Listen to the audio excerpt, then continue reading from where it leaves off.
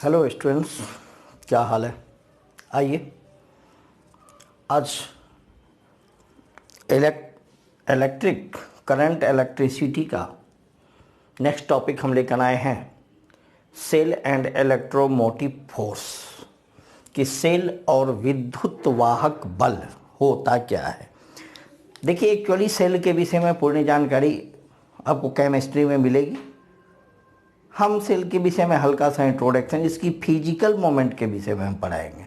Chemical के विषय में केमिस्ट्री में आपको मिलेगा। देखिए, एक सेल है, ठीक है। इसमें दो इलेक्ट्रोड होते हैं, ये दो रड होता है, ये रड है जिसको इलेक्ट्रोड कहा जाता है। इसके अंदर एक लिक्विड होती है जिसे इलेक्ट्रोलाइट कहते हैं, विद्युत अपघटक है। इसका सेल का दो टर्मिनल होता है, दो टर्मिनल होता है, एक पॉजिटिव और निगेटिव। इसमें दो टर्मिनल होते हैं। जनरली सेल के विषय में कहा जाता है, आप लोग 10th क्लास में पढ़े होंगे, छोटे क्लास नीचे क्लास में, कि cell is a device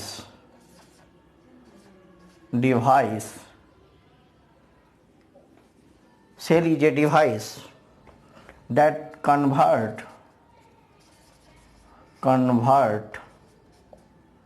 chemical energy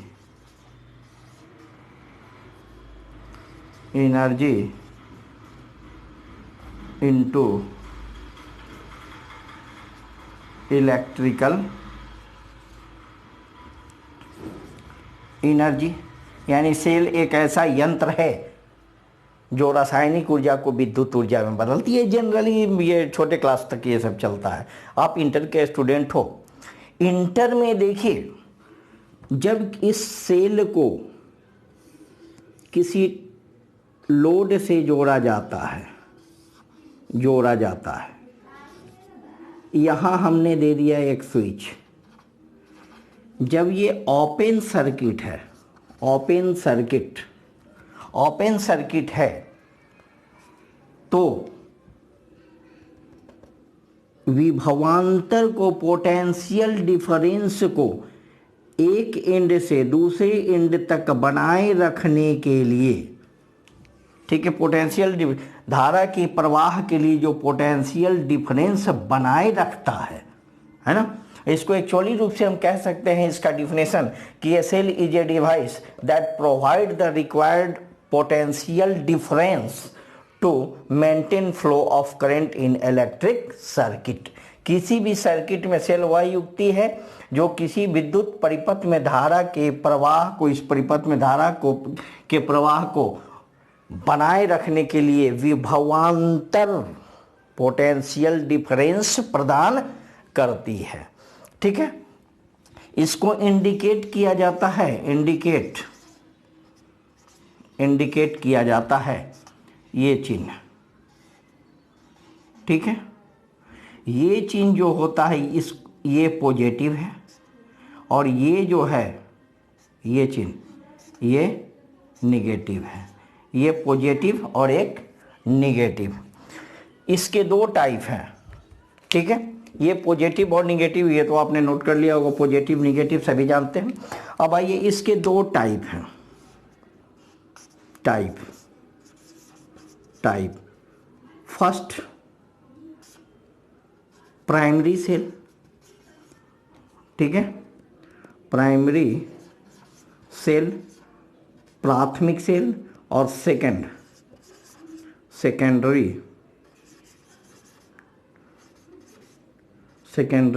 cell, द्वितीयक, प्राथमिक तथा द्वितीयक सेल। यह जो होता है प्राथमिक सेल को can not recharged,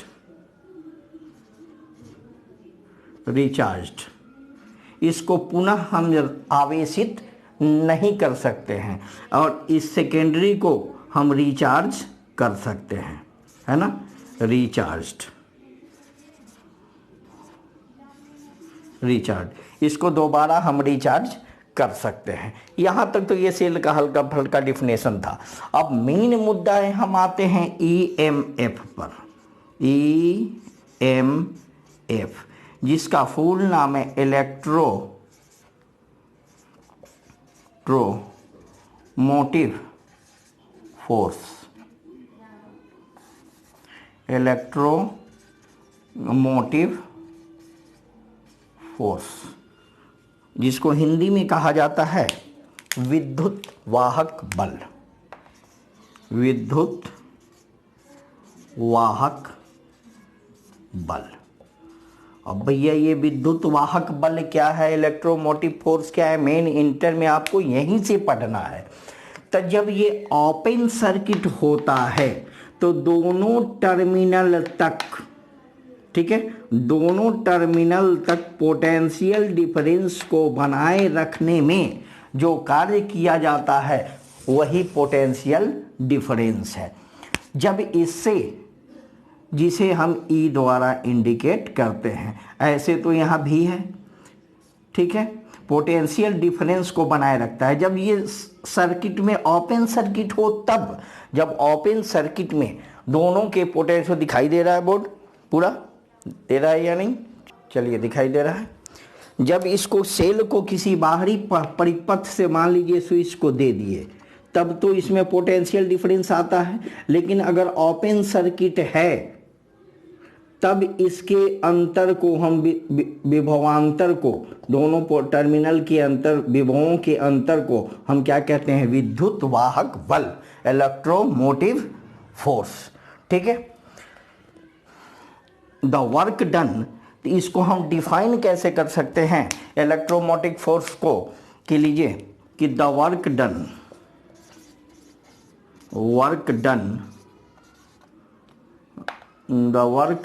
in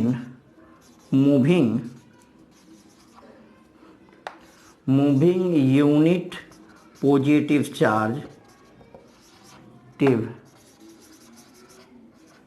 charge from one end to other end, ठीक है। The work done in moving unit positive charge, इकाई धन आवेश, from one end to other end in a close circuit, in a close circuit, ठीक है, is called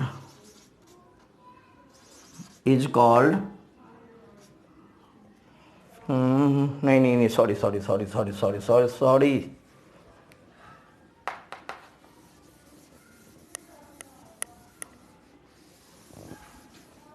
one end to other end of the cell is called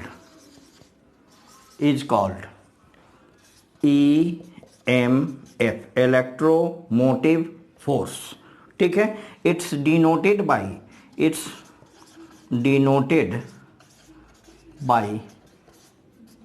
E, ठीक है। क्या लिखा हुआ, the work done in moving unit positive charge from one end to other end, एक end से unit positive charge को दूसरे and तक ले जाने में जो कार्य किया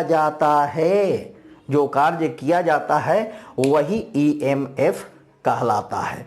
एक सिरे से एकांक, इसको हिंदी में हम क्या लिखेंगे, एकांक धन आवेश को सेल के एक सिरे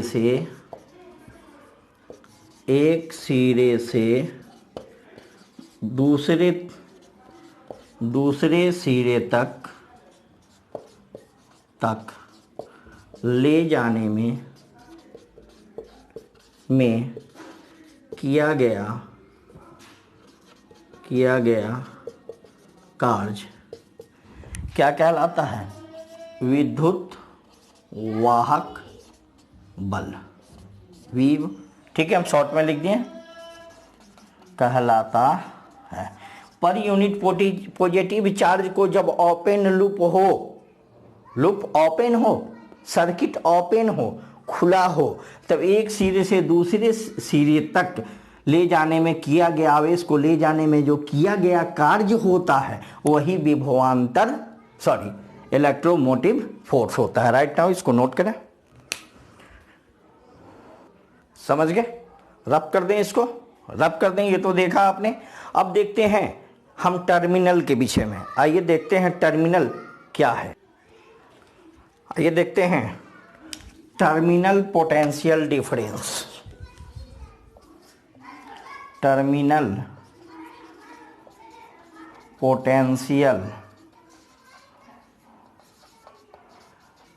डिफरेंस।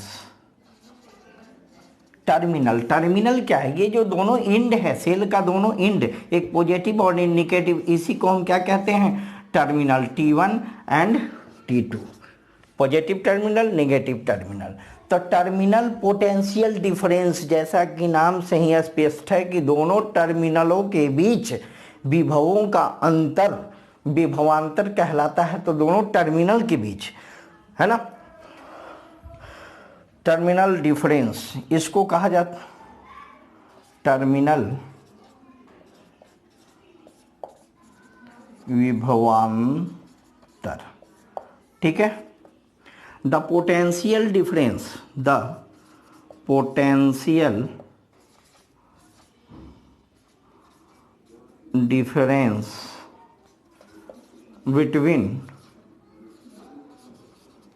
between the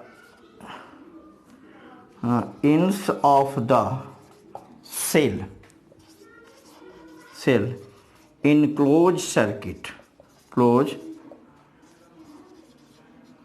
circuit, ठीक है। जब इस सर्किट को हमने बंद किया तो विद्युत धारा प्रवाह होने लगी है, जाने लगा। ये जब मूव करने लगेगा तो दोनों टर्मिनल के बीच जो पोटेंशियल डिफरेंस होता है, भी पोटेंशियल डिफरेंस, यही क्या कहलाता है?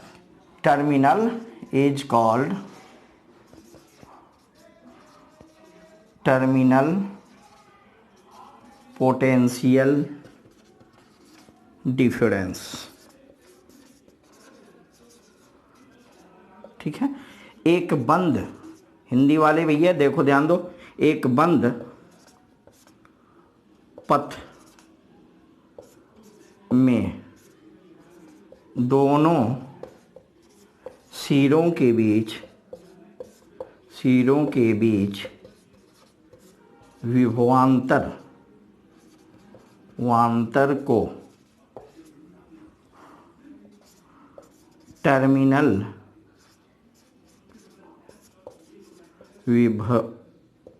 विभवांतर कहते हैं। जब क्लोज लूप में, बंद लूप में, बंद सर्किट में, बंद पाथ जब है, ये क्लोज जब कर दिया तो ऐसे ये जो जाएगा एक टर्मिनल से दूसरे टर्मिनल पर यहाँ पे विभव और यहाँ पे पोटेंशियल और यहाँ का पोटेंशियल, दोनों के अंतर को हम क्या कहें? T1 से T2, यही होता है टर्मिनल पोटेंशियल डिफरेंस। अब आता है बात की इंटरनल रेजिस्टेंस। ये तो मान लीजिए लोड है तो एक्सटर्नल रेजिस्टेंस है। अब एक बात उठता है कि इंटरनल रेजिस्टेंस यानी आंतरिक प्रतिरोध,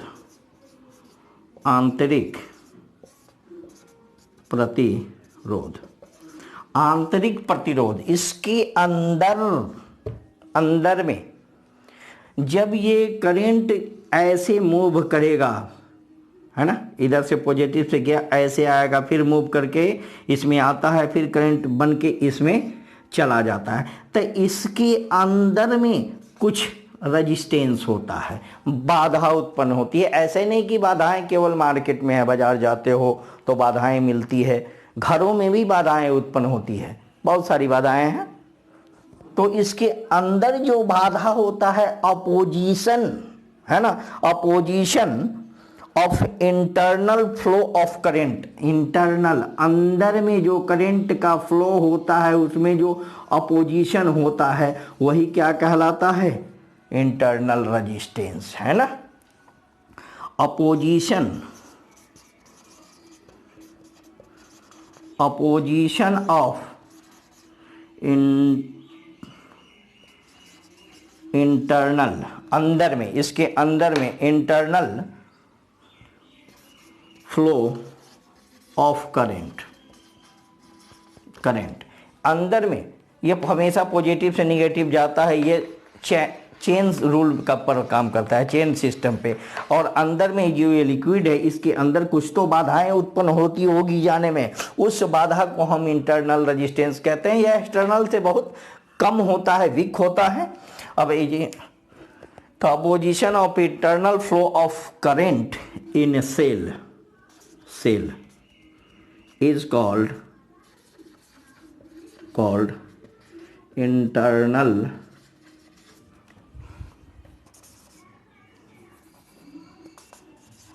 resistance।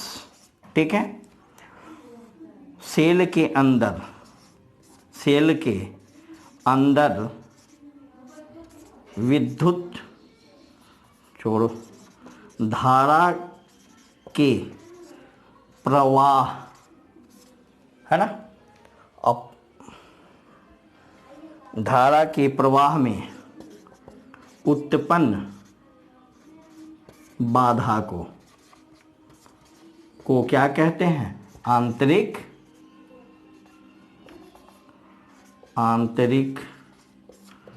प्रतिरोध कहते हैं। ठीक है, ये आंतरिक ऐसे होगा। ठीक है, आंतरिक प्रतिरोध कहते हैं। इसको किससे डिनोट किया जाता है, डिनोट किससे किया जाता है, स्मॉल आर से। चलिए यहां तक तो देख लिए कि सेल में दो रड होता है जिसे इलेक्ट्रोड कहते हैं, एक पॉजिटिव टर्मिनल होता है, एक निगेटिव टर्मिनल होता है। ओपन लूप में, ओपन जब लूप रहता है, लूप ओपन है, सर्किट ओपन है, पाथ खुला है, तब दोनों टर्मिनल के विभवांतर को ही हम इलेक्ट्रोमोटिव फोर्स कहते हैं। अब ये देखिए, जब इसको क्लोज लूप करते हैं तो धाराएं अंदर से बाहर की ओर जाती है, तो दोनों टर्मिनल के विभव के अंतर को हम क्या कहते हैं, टर्मिनल विभवांतर कहते हैं, टर्मिनल पोटेंशियल डिफरेंस। और इसके धारा के प्रवाह में सेल के अंदर जो बाधाएं उत्पन्न होती है उसको कहते हैं internal resistance. Right now next देखते हैं, नोट कर लिया आपने, मिटा दें, वीडियो को पॉज कीजिए और मिटाइए, लिखिए।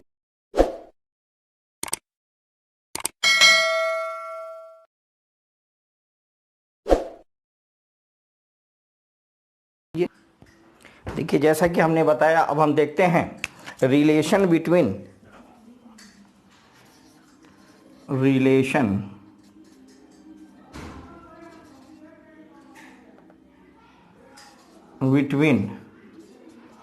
इलेक्ट्रिक करंट एंड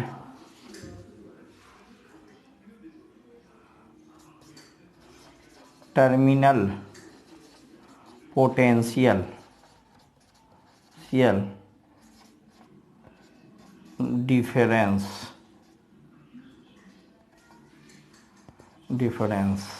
ठीक है, विद्युत धारा और टर्मिनल विभवांतर के बीच संबंध। सबसे पहली बात है कि आप देखिए, इन द केस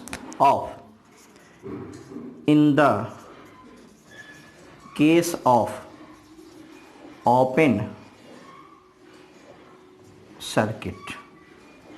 ओपन सर्किट में क्या इंडिकेट होता है, इलेक्ट्रोमोटिव फोर्स। हमने बताया था कि सर्किट जब ओपन हो तो जो दोनों सिरों पर बताता है टर्मिनल विभव, जो बताता है इलेक्ट्रोमोटिव फोर्स है। तो जब ओपन सर्किट हो, सर्किट ओपन होगा तो यहाँ क्या बताएगा, बोलिए, ई बताएगा। ठीक है, क्या इंडिकेट करता है, ई, है ना। इनक्लोज सर्किट क्लोज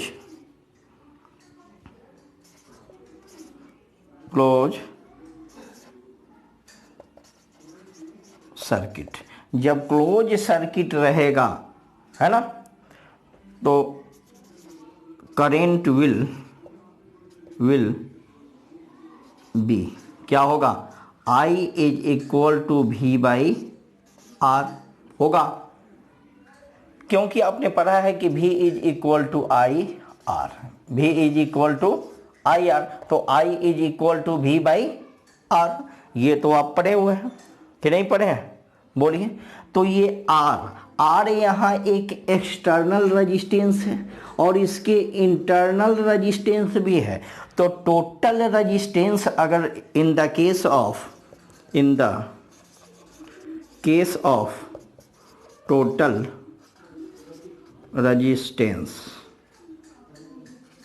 रेजिस्टेंस के केस में क्या होगा, I is equal to, open circuit में V के जगह क्या हो जाएगा, E होगा, E ओपन सर्किट में V के जगह E, जब करंट फ्लो नहीं हो रहा हो, अपॉन R अब प्लस R, टोटल R, ये R और प्लस R होगा कि नहीं, बोलिए। एक तो ये हो गया, कोई दिक्कत। तो E इज इक्वल टू क्या होगा, ये तो सही से लिखिए, I is equal to E upon R plus R। अब नीचे कुछ नहीं है तो 1 क्रॉस मल्टी हम कर सकते हैं, जब क्रॉस मल्टी करेंगे तो E इज इक्वल टू क्या होगा, आई आर प्लस R होगा या नहीं होगा।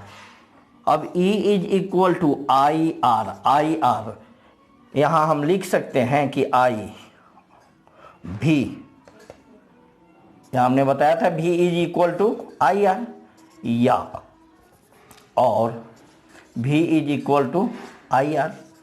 तो यहाँ I क्या है, आई आर क्या है, V, तो इसके जगह हम V लिख सकते हैं या नहीं लिख सकते, sorry, I R plus I R small R, I R के जगह भी प्लस आई आर लिख सकते हैं। E इज इक्वल टू आई, आप भी पोटेंशियल निकालना होगा तो E इसको बराबर किधर ले आएंगे, तो माइनस आई आर। हो सकता है या नहीं हो सकता है, देख लो, बोलिए, होगा या नहीं, हो गया। इस केस में क्या हो रहा है, energy, take energy from the cell, ये माइनस आई निकल रहा है, यानी टेक एनर्जी फ्रॉम सेल।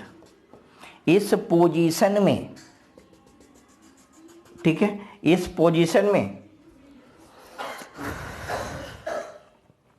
भी अगर in the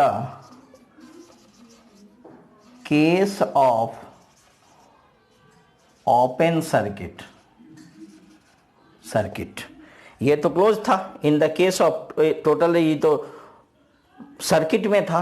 in the case of open circuit, अगर सर्किट ओपन होगा तब E क्या होगा, E is equal to V, E is equal to V होगा या नहीं होगा। अब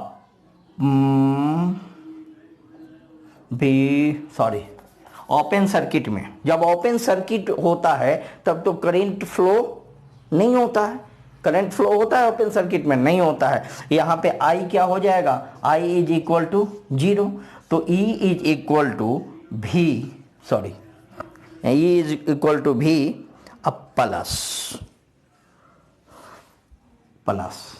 I क्या है 0, I क्या है 0 और R क्या लिख दिए हम यार, आई आर के जगह भी और आई स्मॉल आर ना होगा, स्मॉल आर होगा, ठीक है, तो इनटू आर, तो E इज इक्वल टू क्या होगा, ये term 0, E is equal to potential open circuit, in the case of open circuit potential difference electromotive force के बराबर होता है। ठीक है, एनी प्रॉब्लम? ठीक है, चलिए नोट कीजिए इसको। हो गया, मिटा दें। आइए देखते हैं डिटर्मिनेशन ऑफ इंटरनल रेजिस्टेंस, आंतरिक प्रतिरोध का निर्धारण। इसका जो आंतरिक प्रतिरोध होता है, इंटरनल रेजिस्टेंस जो भी सेल के अंदर होता है, जिसे स्मॉल आर द्वारा ये जो हमने बनाया था, ये सेल जो बनाया था आर, है ना, ये आंतरिक प्रतिरोध, ये कैसे हम निकालेंगे? तो अभी आपने इससे पढ़ा है कि we know that I is equal to E upon R plus R. यहाँ तक तो आप देखे हैं कि I इज इक्वल टू, चूंकि I is equal to V by R, भी क्या है? ई है। आर एक एक्सटर्नल रेजिस्टेंस, एक internal resistance, but V is equal to I R होगा। V is equal to I R होगा। देखिए, दिमाग लगाइए, बेजा नहीं काम कर रहा। अरे यार, V is equal to I के जगह ये वैल्यू पुट कर दो, E upon R plus R, I into क्या हो गया? आर। होगा या नहीं होगा? हो गया, बोले।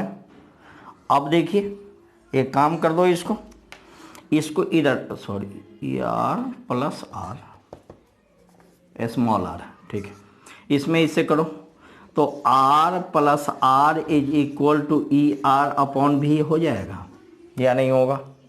बोलो, होगा? ई आर अपॉन भी हमको निकालना क्या है? ये इधर और ये इधर। अगर करते हैं भी multiplied R plus R is equal to E R, तो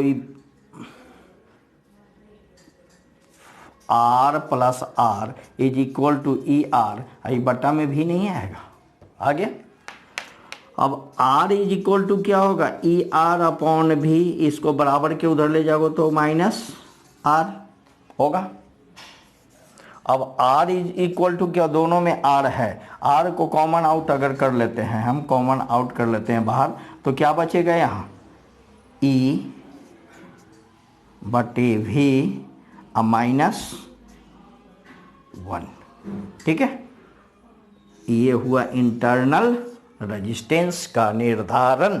तो ये था बच्चों cell electromotive force, relation between electric current and terminal potential difference, और क्या?